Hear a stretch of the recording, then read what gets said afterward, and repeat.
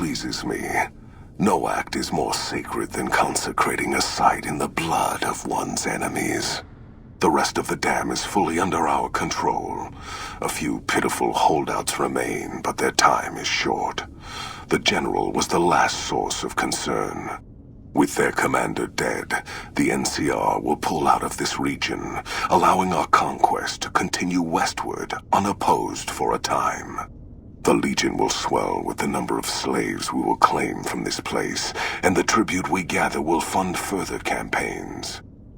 Perhaps in time I will be granted the honor of conquering the land known as California, but for now we rest. Know that your efforts are appreciated and will not go unrewarded, but we can speak of that later. For now, come, we must see to the burning of the dead. And so the courier who had cheated death in the cemetery outside Goodsprings cheated death once again, and the Mojave wasteland was forever changed.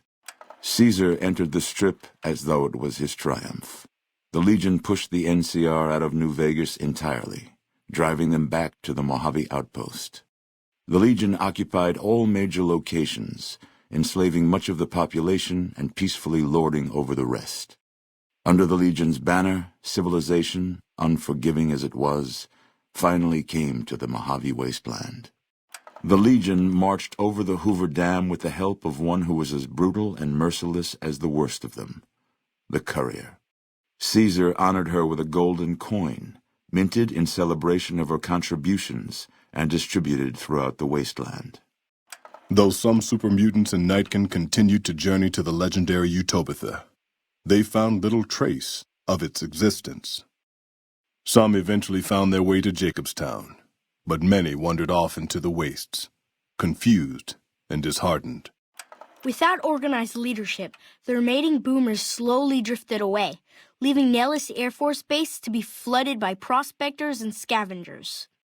All of the boomers' accumulated knowledge quickly scattered, and their existence slowly faded from memory. Buried beneath tons of rubble, the Mojave chapter of the Brotherhood of Steel was no more.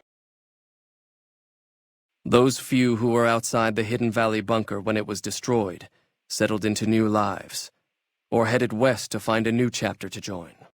The Fiends attacked Camp McCarran during the Second Battle of Hoover Dam and suffered heavy losses.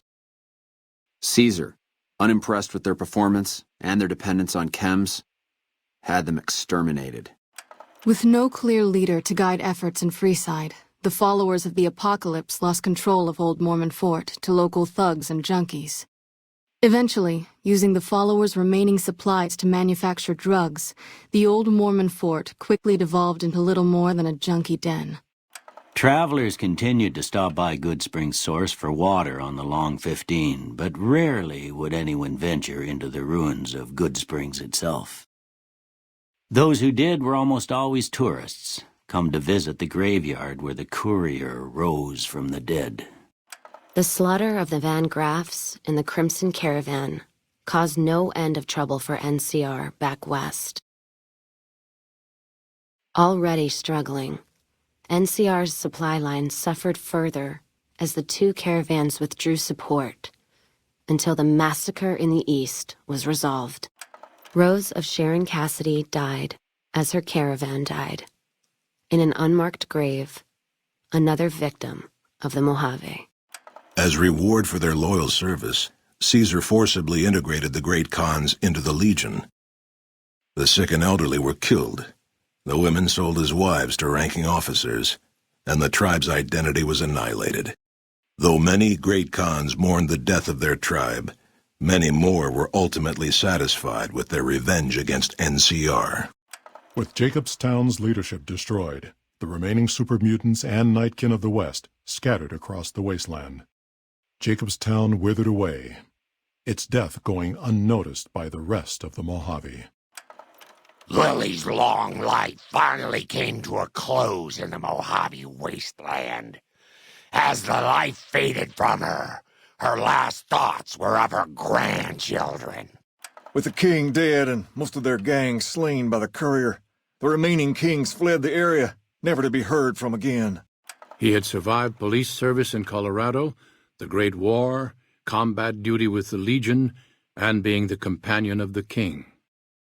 But in the end, Rex finally succumbed to the horrors of the wasteland. After Hoover Dam, the leaderless powder gangers at the correctional facility vanished into the wastes, leaving the prison empty. The correctional facility became another abandoned ruin in the wasteland, its carcass occasionally picked over by enterprising prospectors. After the majority of the Vault-19 powder gangers joined the Great Khans, the weaker members scattered throughout the Mojave wasteland. Though a few managed to erase their past, most never survived the journey. Prim, already torn apart by powder gangers, was dealt a killing blow by the courier. Though prospectors pick through the remains of the town from time to time, no one reestablishes it as a settlement.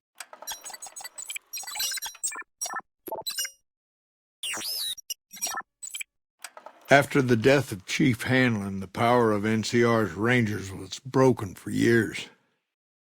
Their organization, so reliant on the wisdom and guidance of its elder members, became a shadow of what it once was to people across the wasteland.